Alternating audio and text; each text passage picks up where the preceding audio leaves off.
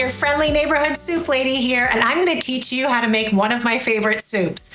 I know I say that every time, but this one's called stuffed red pepper soup, and it's really delicious. It tastes like a stuffed pepper, and I can't wait to show it to you. So what we have in it are brown rice, and a medium onion, a bunch of bell peppers, mixed colors. I like to mix it up, and a bunch of parsley where the leaves are going to be used at the end of the soup, and the stalks are going to be used in this like fabulous pesto rosso, which is the flavor base of this soup. And we've got tomato paste, and it's finished with lemon, and we've got some thyme in there too to make it kind of a classic stuffed pepper soup. I can't wait to show you. So I'm going to show you how I like to break down peppers. It's nifty, goes really fast. So I cut the bottom and the top off to make a nice flat surface. And that way also you can use the whole thing. I make a nice little cut there, and then I sort of unravel it and lay it out like a book.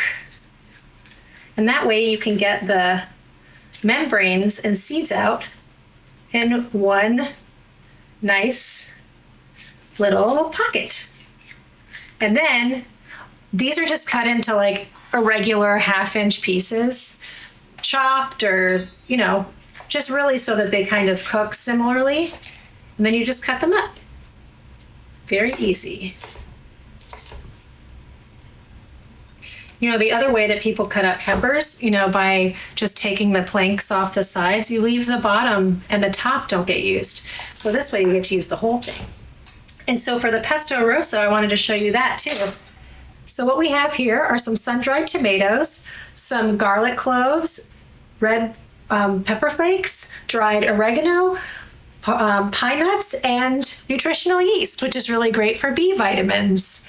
And if you had oil-packed sun-dried tomatoes, those work too. This is the pesto rosso.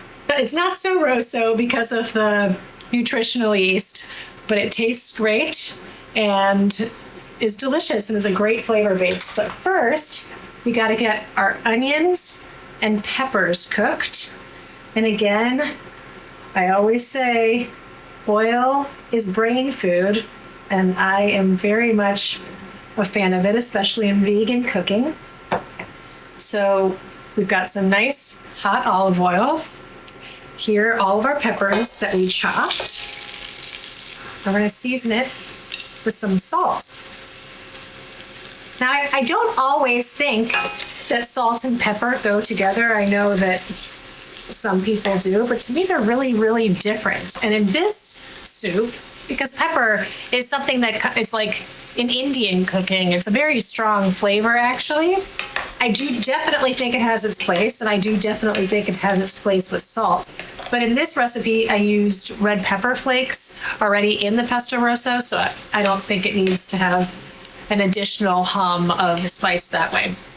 But so we're just gonna cook these, saute these until they're nice and jammy, stirring occasionally. We're not looking to brown them really. We're just looking to draw out their juices and like concentrate their flavors. I really fell in love with stuffed vegetables in culinary school.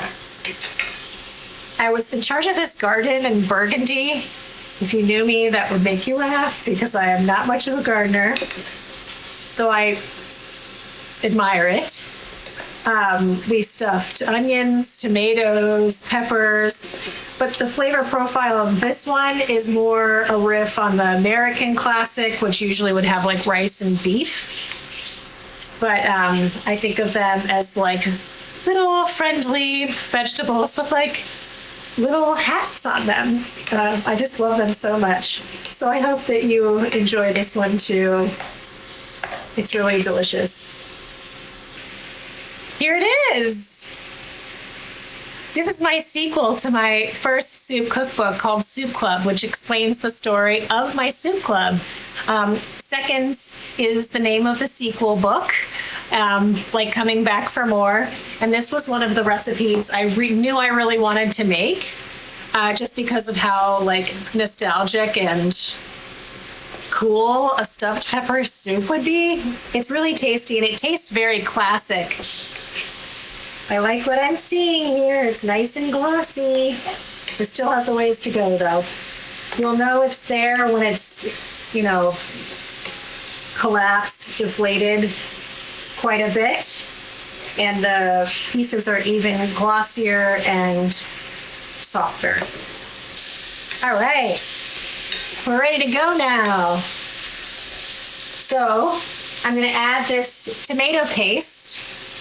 And something I really love to do with tomato paste is to give it a little bit of a cook before I add other ingredients, because to get the raw flavor of tomato out and give it a little boost of sweetness.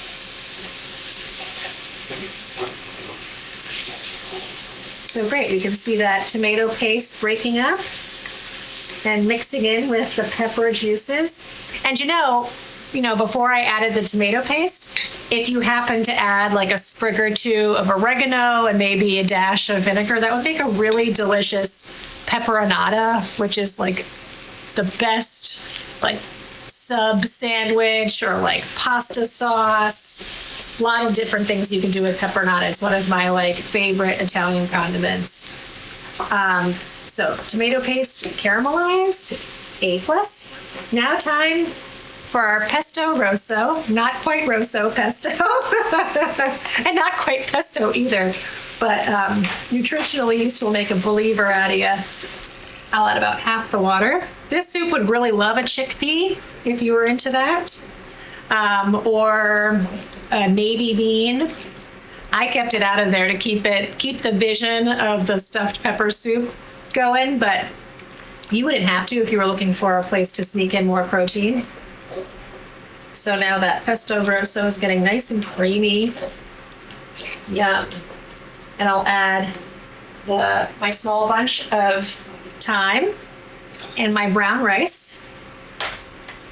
And then I can stir in the rest of the water.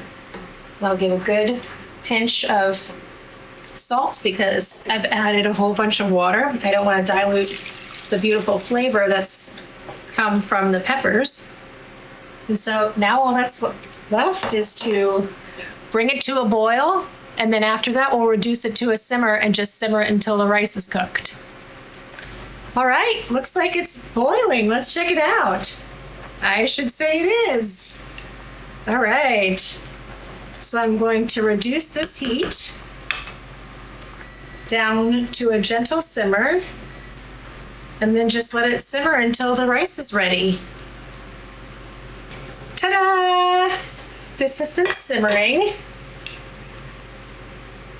for a while now. Now that the rice is nice and tender, you can see that it's really nubbly and delicious. So now all that's left to do is season it with, I just added most of that parsley. I was going to save a little bit for a garnish, sensible garnish. And here with a little bit of lemon juice. There we go. And season with some more salt is my guess. Salt and lemon juice to taste. Now that I've added that lemon juice, I can finally give it a taste. It's going to be very hot, but I will try not to burn myself, which is a serious life goal as a soup lady. Oh my gosh, look at that. Yum.